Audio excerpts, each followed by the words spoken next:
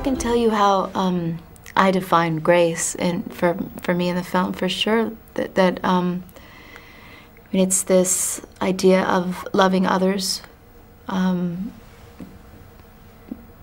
before yourself. This unselfish love. It's do unto others as you would have done unto you. It's if someone hits you, you give them love. That kind of surrender in the world. And with the nature, it's the survival of the fittest, the competition world, every man for himself.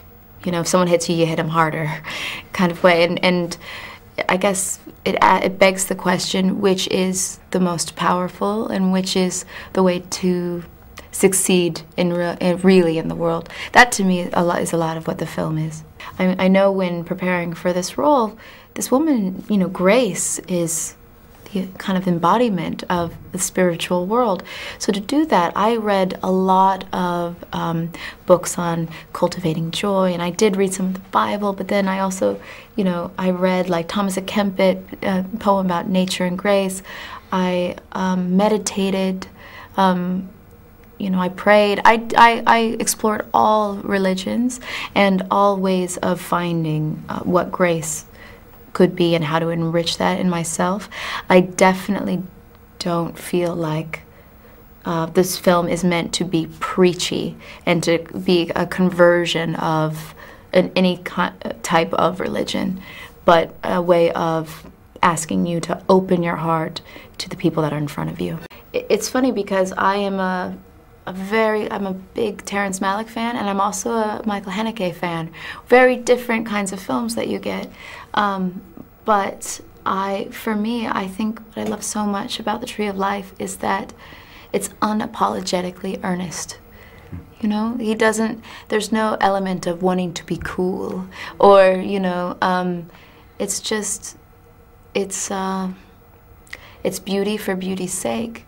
And I guess, actually, when you think about it, when I even say those two types of films, I guess one would be grace and one would be nature, in a way, because there is that element of the natural, competitive survival world in those more cynical films.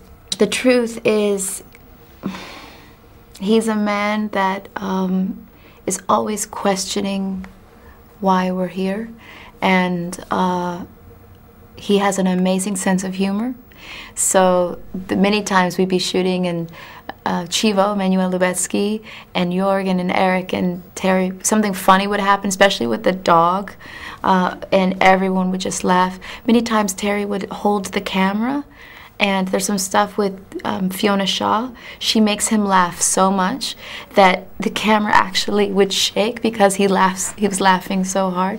He doesn't take himself seriously at all. I learned so much as an actress working for him.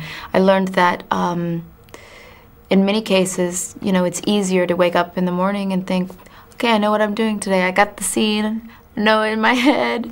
I know what I'm gonna do. I'm gonna cry on this line. I'm gonna, you know, you kind of plan it out. And I learned from Terry that the far more interesting is to, you know, do your work, memorize your lines, then show up to set and kind of not know. Because when you not know, a better choice happens. You're able to be free and attentive to what the moment and what the room is. That's, I think, the best lesson I could learn.